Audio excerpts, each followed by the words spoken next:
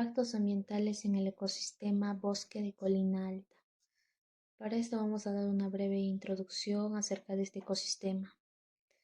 El bosque colina alta es un ecosistema de transición entre zonas montañosas y valles, caracterizado por su biodiversidad y su papel en la regulación hídrica. Para esto vamos a contextualizar el bosque y su importancia ecológica. En este bosque se alberga especies endémicas de flora y fauna, muchas de ellas en riesgo por la presión humana, que quiero decir, entre ellas como de ejemplo la caza, donde el hombre tiene que estar vinculado aquí. Funciona como barrera natural contra la erosión, regula el clima local y la fuente de recursos para comunidades cercanas. Importancias ecológicas: la captura de carbono, conservación de especies, regulación de microclimas y fuentes hídricas. Como punto 2 tenemos la causa de impactos ambientales. En aquí se da la deforestación, extracción de recursos, turismo no regulado, cambios de uso de suelo. Bueno, en aquí vamos a explicar las actividades humanas que genera presión sobre este ecosistema. En deforestación tenemos lo que se da la expansión agrícola, ganadera y la urbanización. Entre la extracción de recursos tenemos la tala ilegal, minería artesanal y comercialización de madera. En turismo no regulado tenemos lo que es senderismo, campamentos y actividades que alteran el hábitat, poniendo en riesgo así el bosque. Cambio de uso de suelo, tenemos la construcción de caminos, viviendas y cultivos intensivos. Entre estos agravantes tenemos la falta de planificación territorial, débil fiscalización ambiental, poca conciencia ecológica entre los visitantes, que quiero decir turistas, y estas comunidades. Impactos ambientales observados.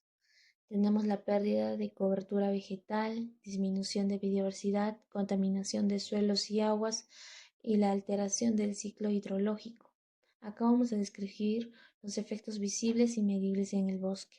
Entre la pérdida de cobertura vegetal tenemos la reducción de áreas verdes y fragmentación del hábitat. En disminución de biodiversidad tenemos la desaparición de especies claves como aves polinizadores y mamíferos pequeños. Entre contaminaciones de suelos y aguas tenemos los agroquímicos y residuos sólidos provocados por el hombre, y entre ellas las aguas residuales. Alteración del ciclo hidrológico. Tenemos la menor infiltración de agua, aumento de escorrentia y erosión. Entre esos locales tenemos las zonas que antes eran boscosas y ahora son convertidas en pastizales, ríos con menor caudal y mayor turbulencia. Tenemos los avistamientos de fauna cada vez más escasos. Como punto 4 tenemos las consecuencias ecológicas y sociales. En aquí se analizan los efectos a largo plazo en este ecosistema y las comunidades. Tenemos el cambio climático. Tenemos el cambio climático local, donde se aumentan las temperaturas y modificadas de patrones de lluvia. ¿Qué quiero decir? Que a causa de las ganaderías se genera lo que es el gas metano normalmente, y esto altera y produce un aumento de temperaturas y así modifica también los patrones de lluvias, donde afecta también a las comunidades. Tenemos los desplazamientos de especies, que son migraciones forzadas por la fauna o extinciones locales, hay veces causadas también por estos errores, ¿no? Digamos, si en caso se diese mm, el problema con lo que es el turismo, donde no hay mucha economía, y lo que provoca que el comunitario que se retire del local, y eso genera pérdidas también. Tenemos la afectación a comunidades, donde se realiza la pérdida de recursos naturales, disminución de ingresos al ecoturismo, ¿no? Algo vinculado con lo que hace rato le acabo de comentar. Tenemos los conflictos socioambientales entre conservación y desarrollo económico. Entre estos impactos en servicios económicos se da la menor disponibilidad de agua potable, reducción de áreas para la recreación y educación ambiental, pérdida de identidad cultural ligada al bosque. En el punto 5 se dan las propuestas para la conservación y la restauración al bosque.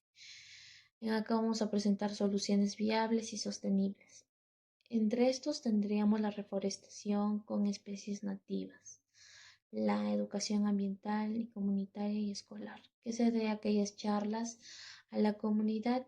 En lo que es el tema de escolar, se tendría que también dar unas charlas a los alumnos para tener más conciencia, ya que son aquellas personas que van a crecer y van a tener el poder de poder ayudar a esta comunidad y al bosque, y así hacerlo así sucesivamente.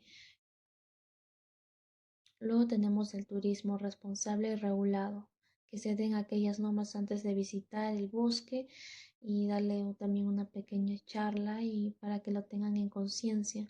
Luego el monitoreo ecológico participativo, planes de ordenamiento territorial con un enfoque ecológico.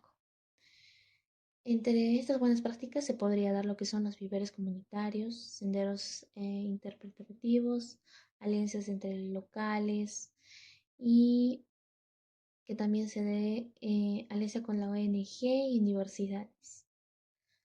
Para esto vamos a dar una pequeña reflexión que este bosque llamado Colina Alta, más que un lugar turístico o entre ellos abreviado paisaje, es un sistema vivo que sostiene la vida humana y silvestre entre flora y fauna. Así conservando, requeremos un compromiso multisectorial en tanto en la educación de los alumnos, de aquellos pequeños que también viven ahí y poderlo así a darlos a sus hijos esa educación de tener, cuidar en sí el bosque y también dar esas acciones, pequeñas acciones, comunicando también al turismo. Luego tenemos que ser constantes con estos hábitos. O sea, en las charlas obviamente se va a tocar el punto de los hábitos de cuidar tanto los bosques.